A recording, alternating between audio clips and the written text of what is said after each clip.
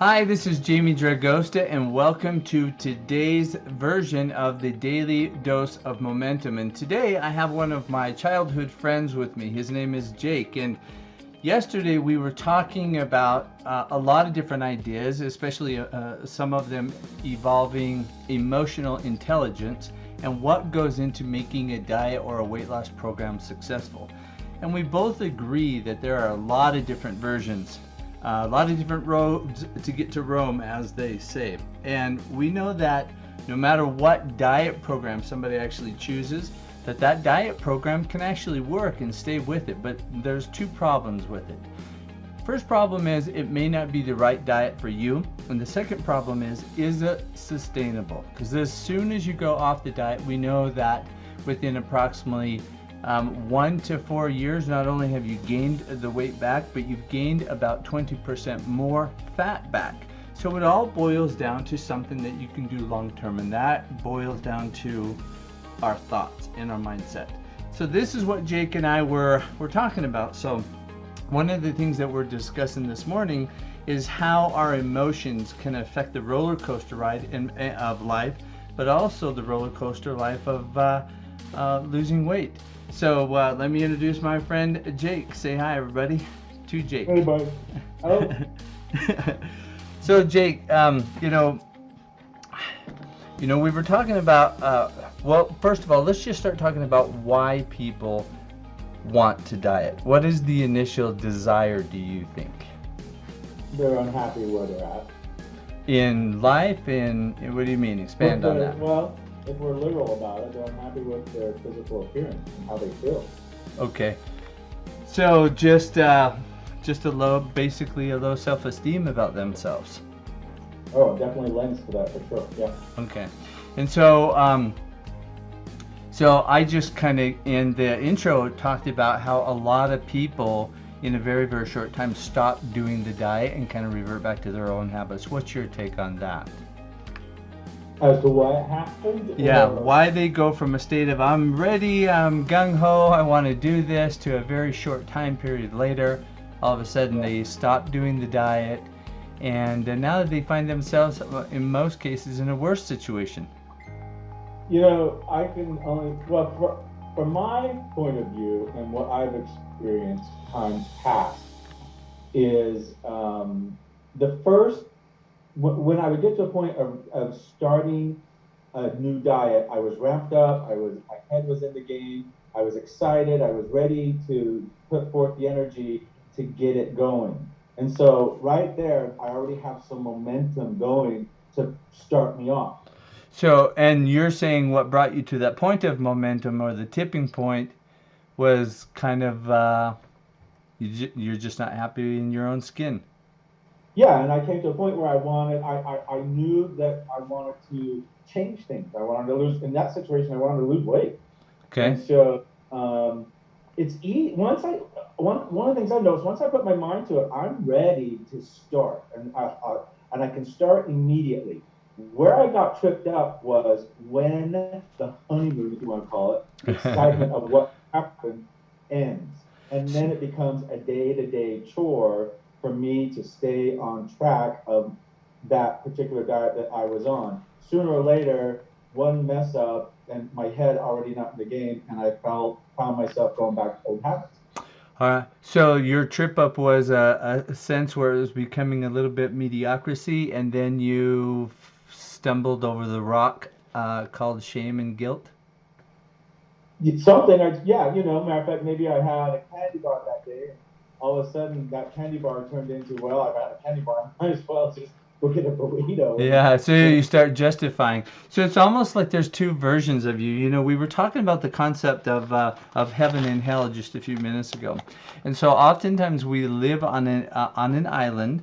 Most of us live in a box, and those limitations are our thoughts, our beliefs, and our paradigms, and we kind of get rooted into only viewing what's around us.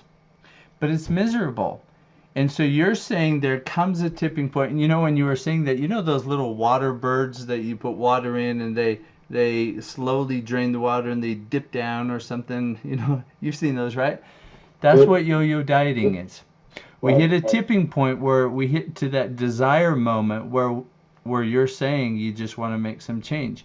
And that's almost like a peak momentum, right? A peak level of desire to, I'm going to go on a weight loss program, I'm going to exercise, I'm going to do everything right.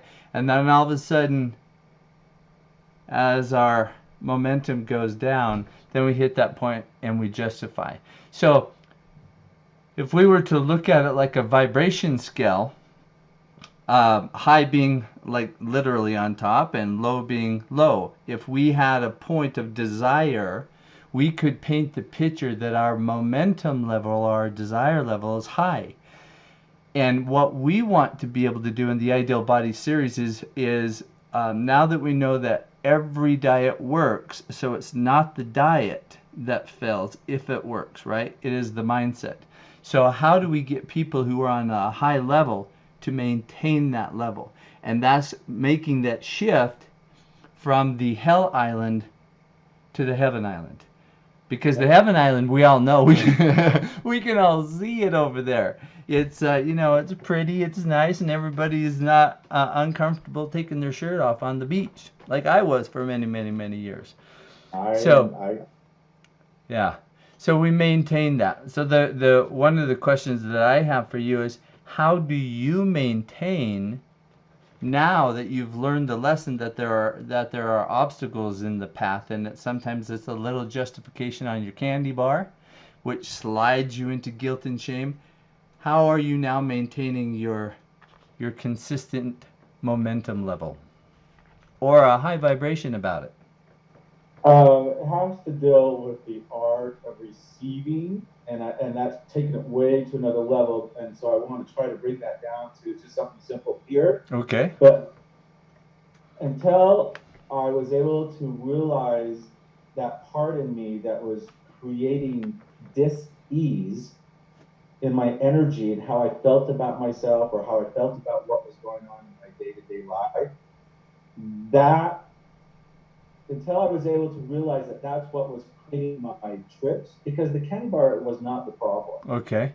In this last go around a year ago with my weight loss, I actually found success in those candy bars, because I realized that the candy bar is just, okay, it's a bump, but it's not it doesn't stop. Right.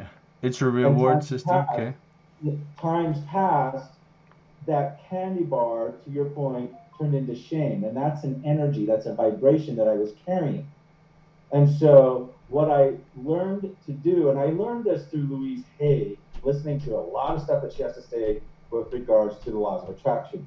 But basically, people are really good with desires and what they want, but then it's the art of receiving. And your hell island that you're talking about, if they're in that energy of, I'm stuck on hell island, they're not going to receive the heaven island. It's just not going to happen. So, right. So think of all those people who are literally in chronic pain, in addition to emotional pain. That's an island that's almost got you buried. So, but how do you change the vibration if you're stuck in it? I mean, changing a hell island vibration, how do you get that out if you're cemented into the dirt? Well, I think part of it is just absolute honesty. I had to be completely honest with myself, in the sense that I either had to choose into this belief that we can change our vibration, that we are the creators of how we feel, or I had to continue to, or adopt the feeling of being what's the word I'm looking for? If you're not a creator, you are a what? Come on, victim. Okay. If I'm a victim, and that victimhood, if I wanted to fall prey to being victim to my circumstances, then I have no power over changing that. So part of that also is mindset. Then what you're saying is, if you view the situation as a non-victim, you're not, but you're going to replace that with what? With the idea that you're going through an experience to learn a lesson? Just with the simple idea that I can change it. That you can change the situation. Because that it is possible for change. That it is possible, even for that person with chronic pain, to have change. So Yeah. Go ahead. No, I like this. I just had a wonderful thought I'm going to share with you. But go ahead, say that first because I think it'll fall right in Well, line. I have a lot of empathy for someone who experiences that, in the sense that I've been in situations where the feelings around me were so intense that it did feel like cement, and I'm like, how the hell am I going to get myself out of this? I mean, seriously, I saw no way out. Everywhere I looked was a brick wall, and even though I had good thoughts and I was wanting to get myself out of it, everywhere I looked was brick walls, kind of like that cement car. And so the challenge that right there presented a challenge for me to really take a look at what I'm doing to myself by staying constricted by these walls. Because if I stay within those walls, if I succumb to those walls, being a victim to the walls, I will never see the outside of them. I'll never see the side of day.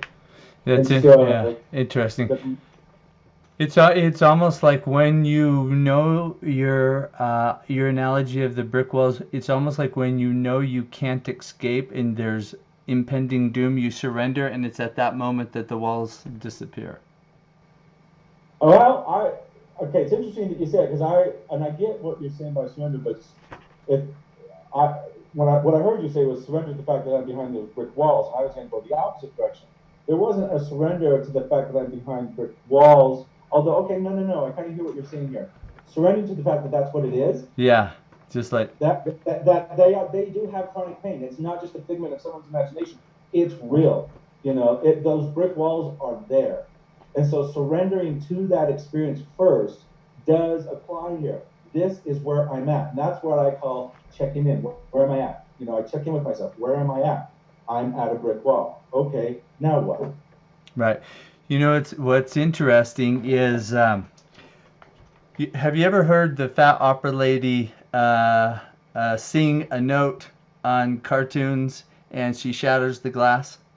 Yeah. Yes. So everything is about vibration. And even to the point where a lot of in the Ideal Body series, I talk about trying to reduce the hormone levels in the body to change the chemistry. But we know that chemistry, a different way to look at a lot of chemical reactions is to look at the wavelengths of them. And we can see the wavelengths, and that's just another vibration.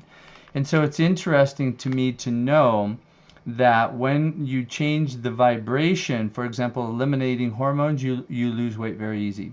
But you're also saying, or we also know and can measure the microvolts of different emotions. That too is a vibration. So the vibration of love, for example, has a very different healing effect than the vibration of guilt. And guilt is such a low vibration that it creates density. See where I'm going? Yeah. And so the whole idea is, how do you change any vibration? And it's all mindset. Because even the thought of feeling I'm trapped by a brick wall is a mindset. At least in that moment, somebody's having a Yeah. mindset. And they Right. changed their vibration and their problem was healed. Okay. Okay. Okay. I'm hearing you. When I hear mindset, I also think of the feeling attached. So I go to the feeling of what that mindset is. I don't go to the mindset necessarily. I go to what I'm feeling, because that's the vibration. The feeling, what one's feeling, is the vibration. That is the outcome of what the mindset has been creating. Yes. So feeling is intention. Feeling is, what? Because the reason I was going to go back to this is, um, where you had mentioned that a possibility. You get to that point where you feel closed, but your possibilities are limited, and that sometimes gets us to that state of doubt Well, or doom or shame or whatever. it's a choice, and that's why I think, if you're talking a lot about vibration with people, that individual ha- I for me, it's imperative that they acknowledge the fact that vibration is real. and that Okay. they acknowledge and own the fact that they actually do have more power over their own vibration than they realize. So Because part so part of mindset is education on vibration. Would you is that another way of what you're saying too? absolutely, yeah, and I would, yeah, I like Okay. that. I love that. So here's the question for you. Do you think we know that every diet works, yet we also know that 7 out of 10 dieters fail within the first 2 weeks? Okay, so it's not the diet, it's the dieter. And the only difference is the mindset of this. So when somebody's going through a point and they're getting to that level of desire, and um, they're going to find success, do you think that many of these diet companies and pharmaceutical companies are knowledgeable enough on vibration that they understand too that when people figure out it's a mindset, that that is Yeah, why they don't talk about that? I never hear anything about it. I stumbled across this Why do you think that is? Because because if they're not aware. vibration is the key, or mindset is the key, or feeling is the key, why doesn't the diet industry and the pharmaceutical industry talk about feel this way? Instead, their message is take my pill and you'll feel better. I think they play around with it, but I don't personally think they have the awareness of what they're talking about. So they're not able to convey it in a way that assists that dieter to see in their own vibration where they're at and how it can change their own personal life. They just Interesting. don't. I've never heard anyone talk about it in a way that actually assists that person to go where they get that light bulb moment. Right. I've never. Yeah. In fact, I'll tell you what. I'm going to make this a little bit more interesting. I'm going to say that these pharmaceutical companies and a lot of doctors and a lot of weight loss and fitness companies do know that, but they don't make any money off that. So what they will do is they will sell us products that we know doesn't work long Well, term. they sell products that work enough to keep you hooked. Yes, it's almost like an addiction. Okay, in fact, you know what? We're gonna kind of end here in just a few minutes, but I want to circle back to something right in the very beginning when you were talking about you used to look at the candy bar as a reward. Well, a lot of people may or may not know. If you've been watching my videos for some time, you know that I used to own substance abuse and mental health treatment centers. And so we would have this conversation all the time, and it applies to diet now too, Jake, and mindset. You know, if we would have a heroin addict or an alcoholic come in, and they did a really good job at the end of the week, we wouldn't say, "Hey, alcoholic, good job on 1 week. Here's a small half a beer to reward yourself." We don't do that. So when one chooses to be in a vibration, it's a choice. It becomes a lifestyle choice, right? And so if you're going to choose to not do drugs, you have to go into this, I'm not ever going to do drugs. But at the same time, if I'm on a diet and I'm rewarding myself with known triggers that trigger shame or guilt or any of those lower vibrations, it's going to unravel the work, and it unravels it right back to losing the desire. Yeah, I hear where you're going with this, but I'm going to play with this for just a second Okay.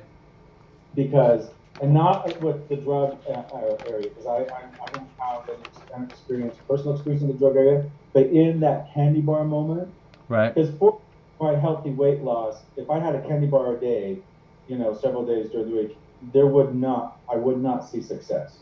Okay. What I found, and this is where I chose to shift my awareness around me, was there's no shame in that candy bar. The shame comes from this this belief that I've screwed things up. Oh, I messed up. I didn't do it perfect, and there we go. It's down too. And one of the things that I started to work on in that situation was if this is going to be a lifestyle choice, then I get to accept that sometimes shit happens and not to let that derail me from the end game. And Okay. so my aware, so because you're right. I mean, if we had candy bars, if I ate enough of them, then game over. But Yeah, I it's a found hook. that if I had one, and candy bar is just referencing to the fact that maybe I tried Sure, something last year. whatever. This, Yeah, yeah, we're just using it more as an yeah. emotional symbol Walking hook. through Costco and they were giving away free food.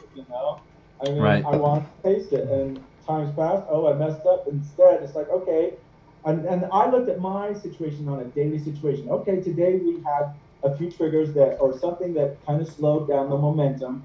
Tomorrow starts a new day. It's another new day to start fresh and to continue on with that desire. Right. Well, perfect. So let's go ahead and end on this note.